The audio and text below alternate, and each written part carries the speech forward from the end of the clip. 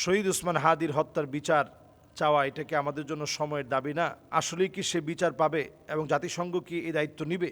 দেখুন, নতুন করে শহীদ ওসমান হাদি রহমতুল্লাহ আলাই তার জন্য আমরা দেখেছি যে যমুনা ঘেরাও করা হয়েছে এবং সেখানে আমাদের যারা দেশপ্রেমী, এদেশের নবজাগরণের অগ্রদূত যারা, তাদেরকে নানাভাবে বলা হচ্ছে যে আপনারা উঠে চলে যান। আসলে দেখেন, যে হারিয়ে ফেলে সে বুঝে কি হারিয়েছে। শহীদ ওসমান হাদি এদেশের একটা সম্পদ ছিল। ন্যায় ইনসাফের পক্ষে লড়তে গিয়ে সে শহীদ হয়েছে এবং কেমন যেন সে জানতো যে সে অচিরেই মারা যাবে। তার প্রত্যেকটা বক্তব্যে শাহাদাতের কথা ছিল, শাহাদাতের তামান্না ছিল, আমাকে তারা ফেলবে এই কথাগুলো ছিল, আমার মাথায় করবে, বুকে করবে, এই কথাগুলো সে ভাবতো। আসলে ক্ষণ জন্মায় মানুষটি খুব অল্প সময়ের জন্যই আসলো। যারা এই পৃথিবীকে লিড করে তারা খুব বেশি দিন হায়াত পায় না, তারা খুব অল্প সময়ের ভিতরেই দুনিয়া ছেড়ে চলে যায়। তারা খুবই অল্প সময় হায়াত পায়, এই অল্প সময়ের ভিতরেই তারা সারা পৃথিবীকে কাঁপিয়ে তোলে। যুগ জমানা পাল্টে দিতে চাই না অনেকজন, এক হাদিরাই আনবে জাতির জাগরণ।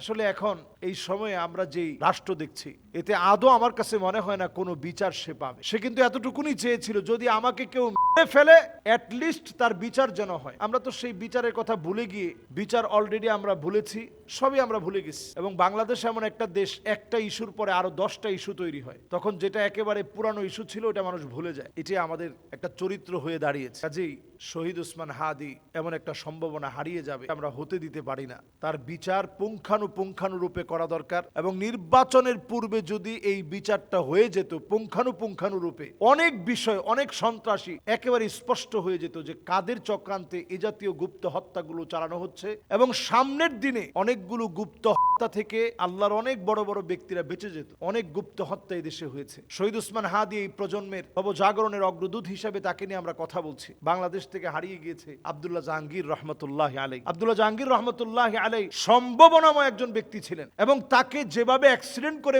ফেলা হয়েছে, এটা একটা প্রি প্ল্যান, মাস্টার প্ল্যান হতে পারে। আমরা এটাকে স্বাভাবিক মনে করতেছি, উনি অ্যাক্সিডেন্ট করে মাহফিল করে আসার পথে অ্যাক্সিডেন্ট করে চলে গেছে, বাংলাদেশ থেকে চলে গেছে। এরকম অসংখ্য গুণীজন, যেমন আমাদের আল আজহার বিশ্ববিদ্যালয়ের একজন ভাই ছিলেন জাইনুল আবিদিন। তো জাইনুল আবিদিন ভাই যখন বাংলাদেশে আসছেন, ওই সময়ে উনি এতটা বেশি নাম করেছিলেন মিশরে।